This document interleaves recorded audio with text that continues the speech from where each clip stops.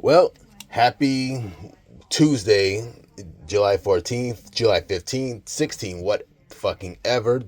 Anyway, this is your host, Isaiah Peters, and I have been, woo, today was a doozy, to say the least. I'm tired, but I'm gonna finally do episode 5 of Great Sorgia at Dawn. This is an episode I've been wanting to do for quite some time since I started this project, and without further ado, again, I'm tired. Let's just jump right into this story. And this is probably my favorite episode so far. Chapter 5. Later that afternoon, Seong was quietly developing her fighting skills under the watchful tutelage of Franklin in her fallen family's backyard. As she trained, Seong stared at the burial site of her mother, father, and 2 older brothers. Tears fell from her eyes, but she was determined to become stronger, no matter what. Break time, Seong. Franklin poured himself a cup of tea. You will continue later after we pay the great hero a visit in the small village of Sroll. Are you kidding me? Seong whined. I want to face General James Sroll and kill him for what he did to my family. You will get your opportunity. But first, I need to be certain you have the mental capacity for high-stress situations. The cleric sipped his tea. You are still grieving, and you're highly vulnerable. Well, of course, you fuck nugget. I watched that monster gleefully execute my family. For fun, she snapped. Excuse me, but did I not save your borderline worthless life just yesterday? Franklin spoke with mild annoyance. You should have allowed me to just do the deed. Then you wouldn't need to put up with me much longer. Seong looked to the ground. Besides, you worship death anyway, so why save me? Because I need followers so I can continue ravaging Roveria in the name of Diraxism, Franklin said with no hesitation. And your energy is perfect for such a role. You're a demon, but human, she pointed at the cleric. And you're quite the energetic one for a young woman who wants to join the holy darkness, Franklin pointed back. So, after an awkward 5 seconds, Seong sighed. Why are you like this, Franklin? It was how I was raised, young Seong. Franklin casually started floating around like a ghost. As for my calmness, well, I was always like that, even before I became a part of the Direx's community. How old were you? She asked with mild intrigue. Franklin gave the question some thought, placing his bony finger on his chin in deep thought. I was around 10, just old enough to begin to understand religion at a mere basic level, he answered truthfully. That's unsettling, to say the least, Seong said quietly. I love Direxism. You worship all these horrifying things, Seong argued. To a normal person, you sound crazy. What is your definition of that word, especially in these dark times? Franklin smiled coldly. Everyone is shaped by war and chaos. He slowly stepped toward her. Furthermore, I intend to use my people's religion for a greater purpose, one where we directs no longer would have to face constant threats, persecution, and even death ourselves, and instead finally get to coexist with you so-called normal people. If you say so, the poor young woman then calmly took a deep breath. Listen, Franklin, do you ever lighten up with people? Just as the cleric started to answer, she stopped him. Not like a deranged lunatic. He smiled. I enjoy your presence, if anything, and your inner fire. Seong blushed slightly, but just slightly. Come, we must hurry for the nearby village now. Franklin started floating toward the gate. I wish for a meaningful audience with this one and only great hero, Marcus Var. Goodbye, my dear family. Seong tearfully blew a kiss at her family's grave. About 2 hours later, after nothing but quiet traveling via walking in chariots, Franklin and Seong finally arrived before the massive, red wooden gates of Sroll. There, the cleric stepped off of the chariot, paid the man leading the chariot, and then gently helped Seong exit said chariot. Protectively forming a large, shadowy hand around Seong, the two quietly stepped into the village. Just then, Franklin was immediately approached by a man in a suit of CN armor. He wore a purple and red scarf and wielded a large golden lance, and he was stocky, very stocky. His name was Benesh Owl, and he immediately introduced himself to the cleric as well as the young woman. A pleasure to meet you, knight, Franklin bowed. Excuse me, but you wouldn't happen to be that cleric people all throughout Roveria are sharing thoughts about, right? Benesh smiled calmly before a small chuckle escaped. I am, Franklin chuckled back. Why do you ask? You are not welcome here, Benesh excitedly twirled his lance. Though I am not of this kingdom, people here have entrusted me with defeating you foul Diraxes and ridding this once peaceful land of such scoundrels.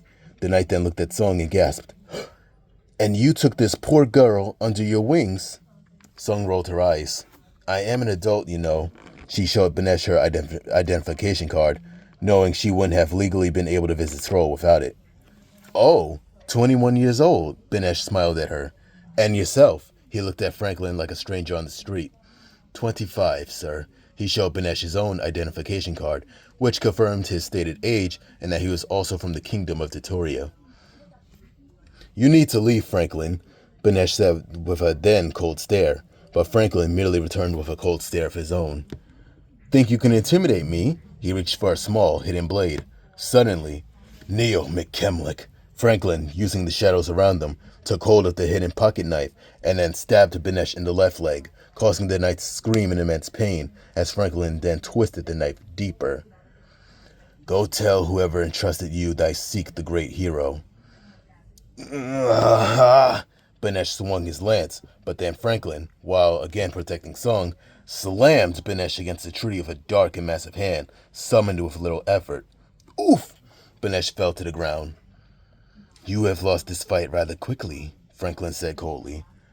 Go and fetch me the great hero, or die. A dark purple flame immediately formed around the cleric's left hand. What is going on here? Came rushing a tall and dark-skinned man with a large afro, dark shades, and maroon robes, as well as bronze armor. I am the great hero, Marcus Var. His voice was calm yet authoritative. May I ask why you seek an audience with me? That's really him, Marcus Var, the great hero, just like in the portraits. Sung was astonished as she cautiously stood behind Franklin. You, the great hero, you are from the kingdom of Nevoria. A kingdom especially at war with Roveria, right? The cleric asked with a disturbing grin. Yes, sent by my Urja Ganazani Ogo, Marcus replied with a diplomatic tone. Why do you ask? Because, you see, you and I are from rival kingdoms, both opposed to Roveria, Franklin answered. Naturally, we are both enemies in this kingdom and would greatly benefit from working together. Wouldn't you say? Marcus studied Franklin. Young man, what is your name? The great hero then asked. Franklin de, cleric of Diraxism. Marcus nearly choked while Song, watching the conversation, quietly laughed. I'm sorry, but what did you just say your name is, young man? You heard me, great hero. Franklin de, the cleric laughed, but Marcus was not amused in even the slightest. You are the hauntingly powerful young cultist who has led entire groups of Diraxes into Roverian and Shimarian cities, attacking and even killing people for your twisted belief system. Marcus pointed at Franklin with his body slowly trembling. You will only stir chaos here, demon. Leave, now. He then pulled out his sword and pointed it at the young man. Calmly, Franklin eased the sword away from him. You humor me, great hero. Or should I say, seeing the fearful look in your tender eyes, Marcus Var. He stared deeply into the man's eyes with an almost intrusive glare, an intense glare. I do not wish to start a scene here, but you must leave, young sir. Oh, Marcus. Franklin walked around him before he eerily placed a hand on the great hero's shoulder. You believe you can hurt me? You are so polite, dignified, formal, yet so woefully kind. He then noticed a fellow Diraxes coming their way. Ah, I see one of my religious followers is here. Welcome. Franklin bowed to a young man who was a literal clown dressed in dark colors with stripes. His name, Scott says. What's good, Lord Franklin? He then eerily looked at both him and Song. Your newest disciple, bud? His grin was bizarre, that matched his immediate mellow yet menacing tone. Disciple? Well, Song nervously looked around. She travels with me and will learn our ways, my good man. Franklin's eyes glow faintly as he too grinned, and she will find it exhilarating. How lovely, Scott nodded his head.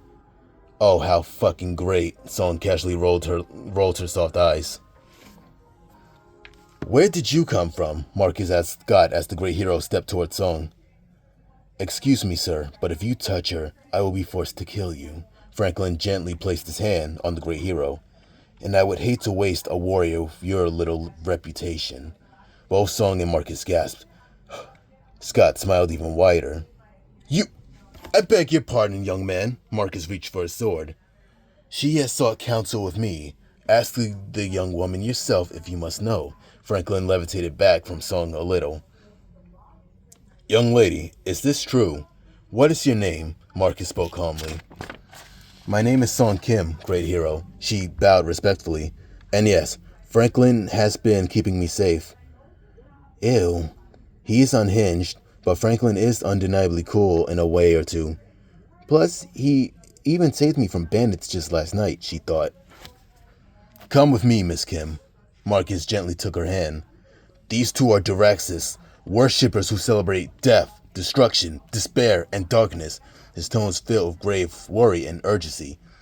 Song gently made him let go of her, however. I know they are sick fucks, but Franklin is my sick fuck, unfortunately. Yes, Franklin smiled. Shut the fuck up, Song quickly pointed at the cleric. Okay, Franklin turned away like an innocent child. Listen, we are not here for drama, sir, Song continued. My psychotic friend wanted to speak with you, and so here we are. He threatened to kill me. What else could he possibly want? Marcus thought. Okay, very well.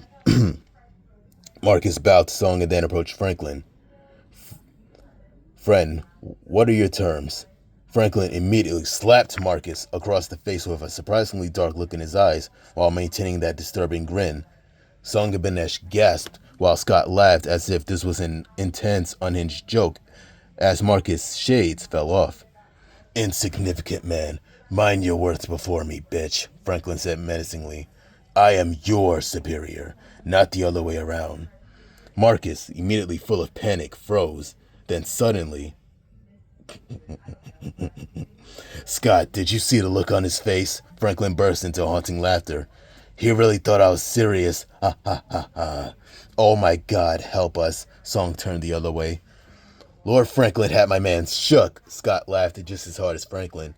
I thought the guy was going to shit himself. Ha ha ha ha ha. Assholes, Marcus uttered as he walked back to Song. You are walking a deadly path, little lady. Tread carefully. Then he noticed the sky was becoming an ominous blue. Evening draws near. You and your guests can stay here for the night. Come, I shall bring you two to the mighty Cheese Inn. He pinched the bridge of his nose just then. Mighty Cheese Inn. Where did they come up with these names? Song thought as she followed Marcus, Franklin, and Scott. The latter two who were both laughing like total idiots. So, later that evening, in the inn, Song was quietly reading a novel known as The Great Sorgian History.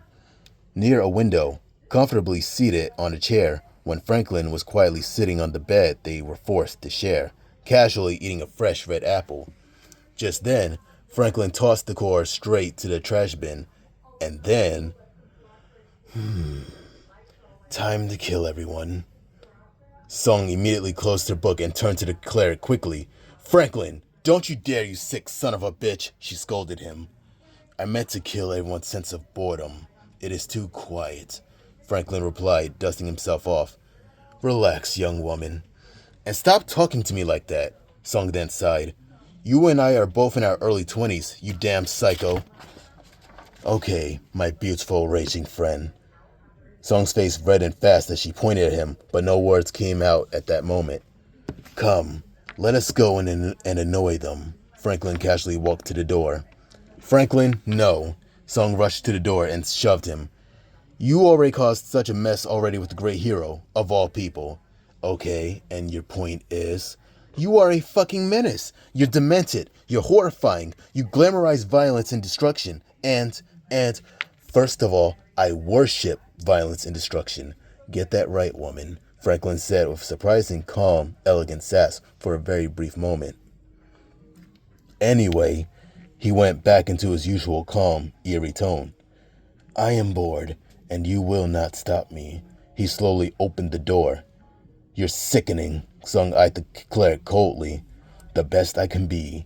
He then stepped outside the room, only for Seong to grab Franklin by his left hand, bring him back inside, lock the door, place the key in her robe's pocket, and zipped it, and then, angrily, she used her little strength to place Franklin onto their bed.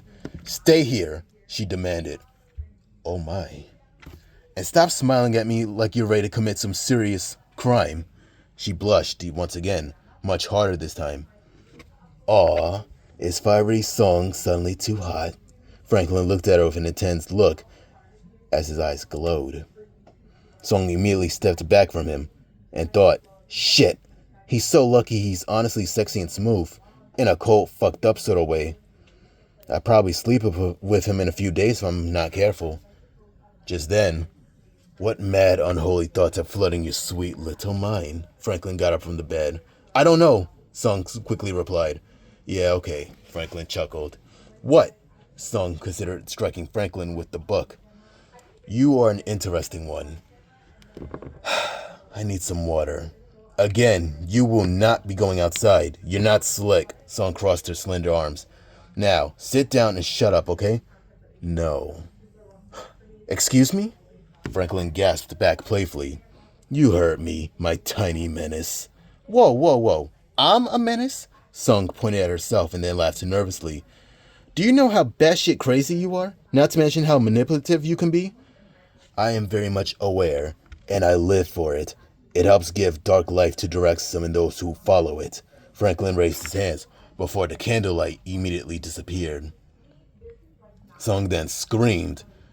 Then moments later, she found herself holding onto Franklin with her head pressed against his chest as the candlelight quickly returned. You did that shit? Admit it, demon.